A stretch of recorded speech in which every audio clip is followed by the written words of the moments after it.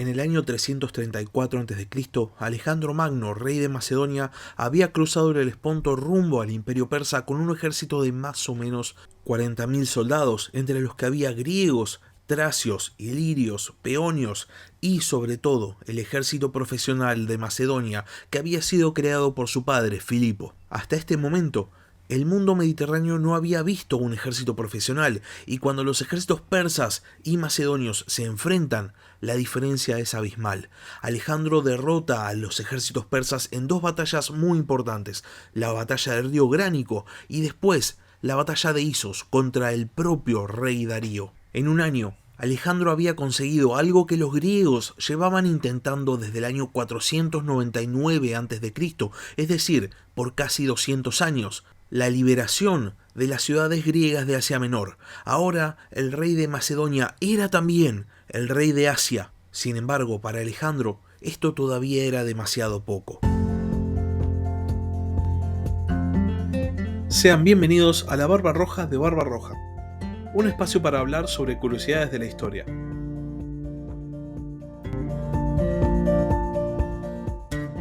Si bien la batalla del Gránico ya de por sí es una gran victoria contra el Imperio Persa, lo que realmente es un golpe prácticamente definitivo para el reinado de Darío es la derrota en la batalla de Isos. Alejandro no solo demuestra que los macedonios pueden derrotar a los persas, sino que también demuestra que esto es algo que puede hacer en repetidas ocasiones. Darío, después de Isos, entiende que luchar contra Alejandro no pareciera ser la decisión más inteligente, y entonces propone tratados de paz. Darío había escapado tan rápidamente del campo de batalla de Isos que había dejado atrás a su familia y a su tesoro personal, y obviamente los quería recuperar. Entonces intenta negociar con Alejandro, le ofrece un tratado de paz a cambio de reconocerle todos los territorios conquistados, es decir, a cambio de toda Asia Menor. Este era el sueño de los griegos, que habían estado luchando contra el Imperio Persa desde la revuelta jónica en el 499 a.C., y ahora estábamos en el 333. El Imperio Persa, desde el gobierno de Ciro el Grande, desde la derrota de los lidios, hacía tantos años y hace tantos capítulos del podcast, eran como una especie de amenaza constante para el mundo griego, y por primera vez la guerra estaba completamente ganada. Alejandro solamente tenía que firmar este tratado que Darío le proponía y se iba a transformar en el más grande gobernante griego de todos los tiempos. Sin embargo, para Alejandro, el mundo griego era un espacio muy chico para gobernar y pretendía gobernarlo todo. Y no solo rechaza los términos propuestos por Darío, sino que además le dice que como ahora él era el rey de Asia, entonces él le iba a decir a Darío qué territorio le correspondía a cada uno. Solo él, Alejandro, iba a fijar los límites. Darío entonces entiende que no vale la pena negociar, pero tampoco podía luchar. ¿Qué podía hacer el gran rey de los persas? Por otro lado, Alejandro, después de asegurar Asia Menor, entra en Siria, que se somete a su reinado, y después se dirige hacia el sur, hacia el levante mediterráneo, entrando primero en Fenicia. Los antiguos fenicios, al igual que los antiguos griegos, y al igual que muchos otros pueblos, de hecho, estaban divididos en ciudades-estado. Cuando el ejército macedonio entra en Fenicia, las ciudades-estado de Biblos, Arwad y Sidón se someten al gobierno de Alejandro. El rey macedonio ofrecía muy buenos términos, ofrecía autogobierno, ofrecía respetar las costumbres de todos aquellos pueblos que se sometieran. Básicamente Alejandro tenía el manual del gobierno persa y lo seguía al pie de la letra. Alejandro pretendía simplemente reemplazar la administración persa por la administración macedonia, y por eso era bastante bien recibido.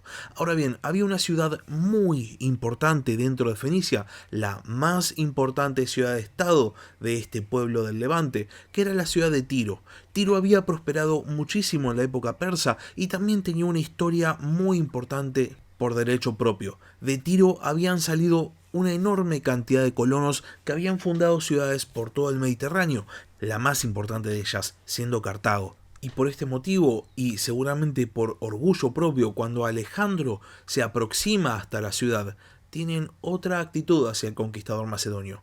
Tiro estaba emplazada en una isla que quedaba a 1 kilómetro de la costa levantina, y esto ya de por sí les confería cierta seguridad ante los ejércitos invasores. Por otro lado, y por si fuera poco, Tiro también era famosísima por su gran complejo defensivo, por lo que esta ciudad parecía simplemente inexpugnable.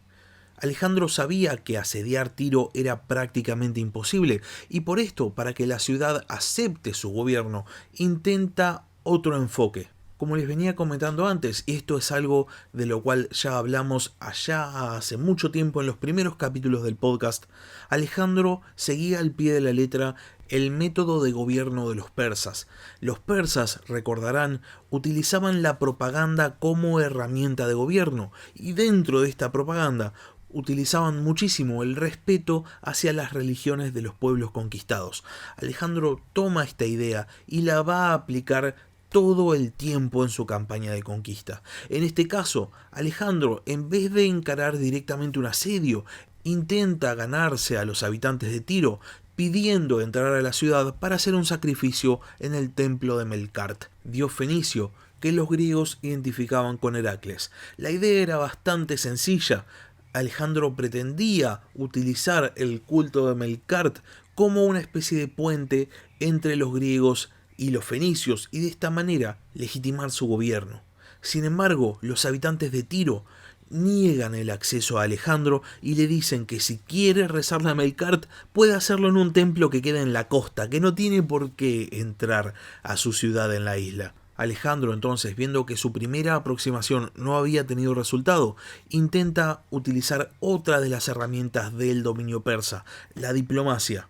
Envía a emisarios para que negocien, para que la ciudad lo deje entrar. Sin embargo, los habitantes de Tiro, una vez más, rechazan la negociación con Alejandro y asesinan a los emisarios del rey de Macedonia y los tiran al mar por la muralla. Alejandro, entonces, entiende que negociar no es una opción, pero dejar la ciudad sin conquistar tampoco era una opción, porque Tiro era uno de los puertos más importantes del imperio persa. Entonces, ordena el asedio. El primer problema que se encuentra Alejandro a la hora de asediar Tiro es uno bastante obvio.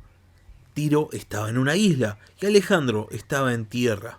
Además, los macedonios no disponían de su flota, que se encontraba en el teatro del Egeo, por lo cual Alejandro simplemente tenía que utilizar su ejército de tierra para asediar una ciudad en el mar. Entonces tiene la idea más lógica y toma la decisión, podríamos decir, más racional que se podría tomar, que es llevar su ejército de tierra hacia la isla. ¿Y cómo lo hace? Empezando la construcción de un puente de tierra.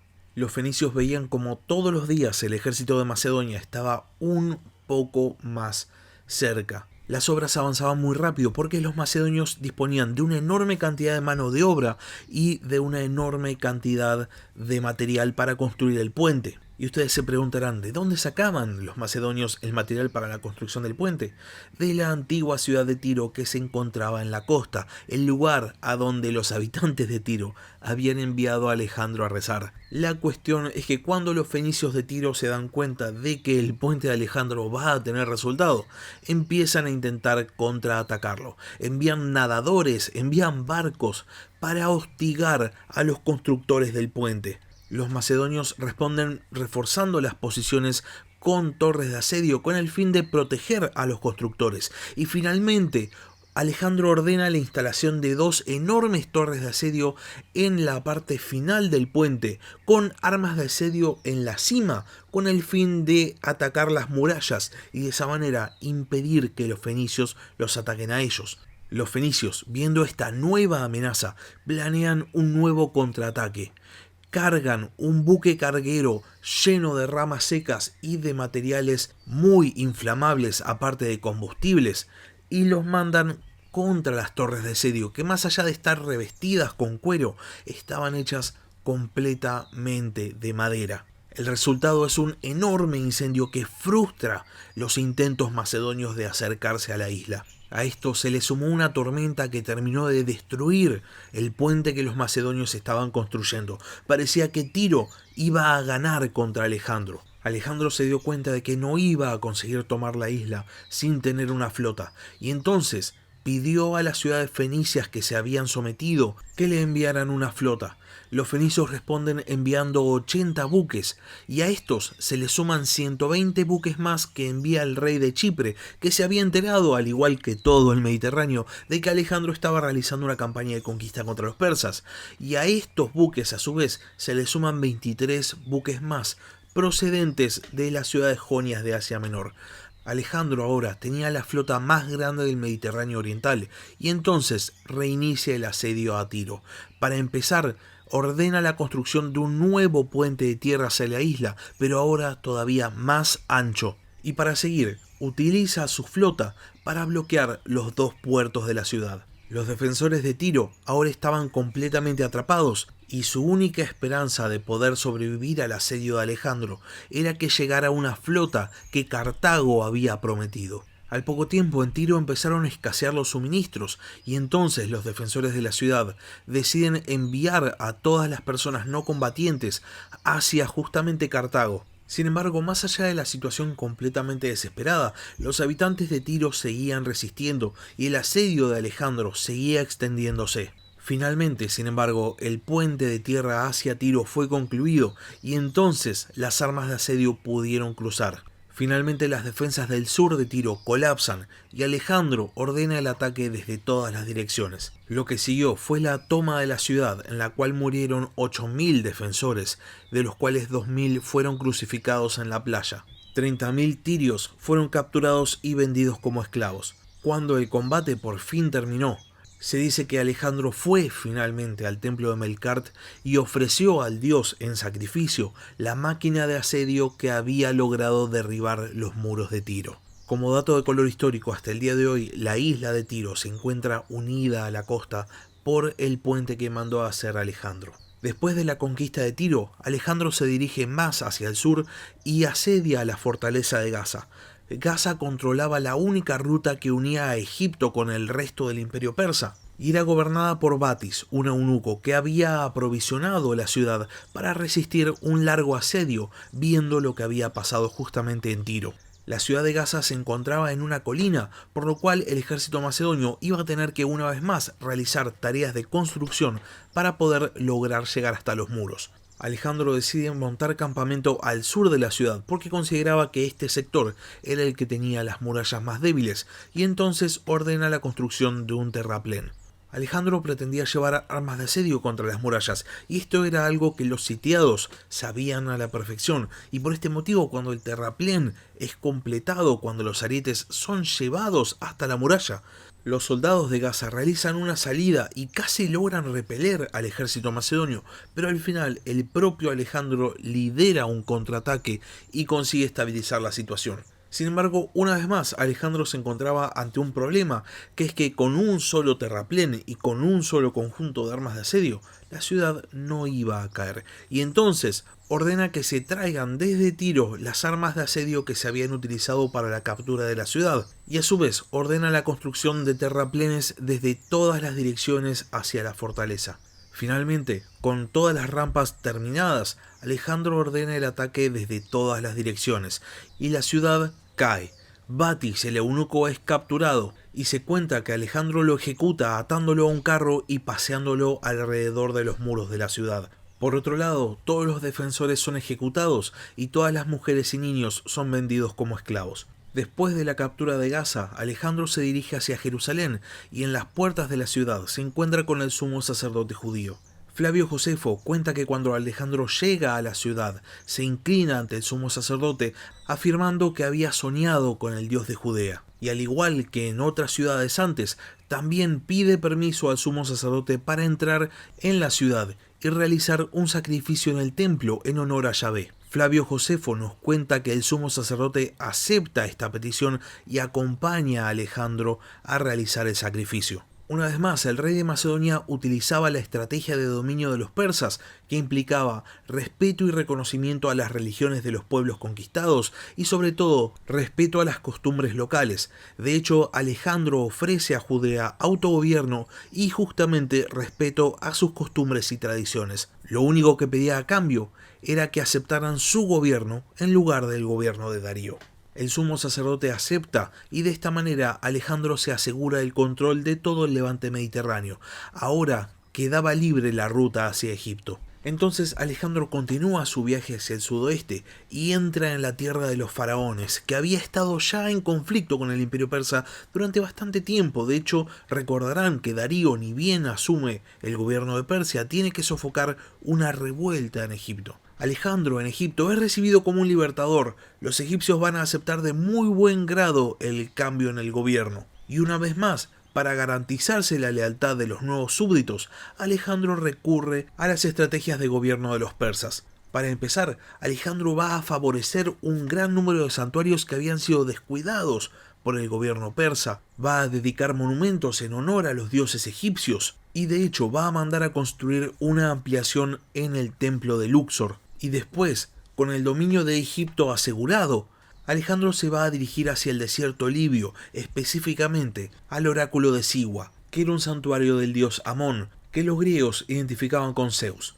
El oráculo de Siwa va a declarar a Alejandro como el hijo de Amón, lo que le confería a Alejandro sangre divina y transformaba a la campaña del ejército macedonio en una campaña auspiciada por los dioses. La idea de la divinidad es algo con lo que Alejandro va a jugar bastante durante toda su vida. De hecho, en diversos momentos va a afirmar que fue enviado por diversos dioses para cumplir la tarea de la conquista, lo cual en definitiva es, básicamente, una herramienta propagandística de legitimidad. Ahora bien, después de volver del oráculo de Siwa y ya con este halo de divinidad que rodeaba a toda su campaña militar, Alejandro decide fundar en Egipto la primera de las tantas ciudades que van a fundar su nombre, y de esa manera, en abril del 331 a.C., funda Alejandría. En estos 3 años, desde que había cruzado el Helesponto al mando de un ejército de casi 40.000 soldados, Alejandro se había rodeado de una gran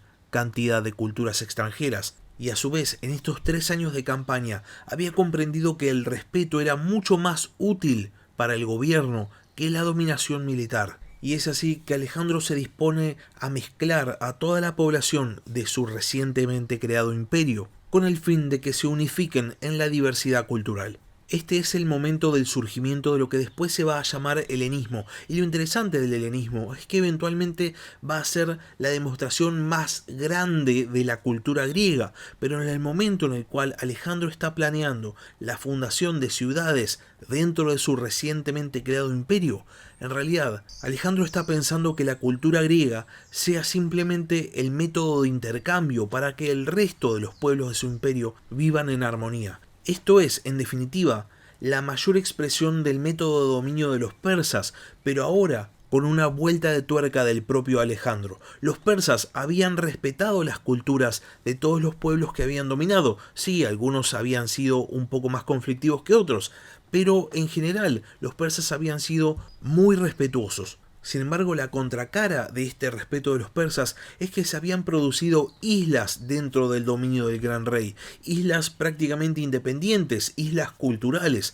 Alejandro plantea eliminar esto, utilizando la cultura griega como motor para la comunicación entre todos los pueblos. Eventualmente, esta idea de Alejandro le va a producir choques hasta con sus amigos y asesores más cercanos, pero eso es tema para otro capítulo. Hasta acá llegamos con el capítulo de esta semana. Si el capítulo les gustó, no se olviden de dejar un like, no se olviden de suscribirse al canal si no están suscritos, y si conocen a alguien a quien el capítulo les pueda llegar a interesar, no se olviden de compartirlo.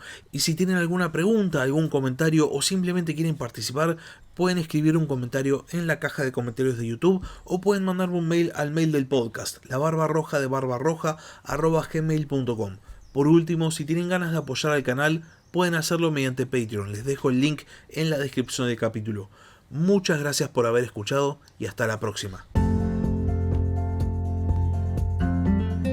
Gracias por escuchar La Barba Roja de Barba Roja. Si tenés algún comentario, si tenés alguna pregunta o simplemente tenés algo para decir, podés escribir un comentario en YouTube o bien podés mandar un mail a labarbarroja@gmail.com. Hasta la próxima.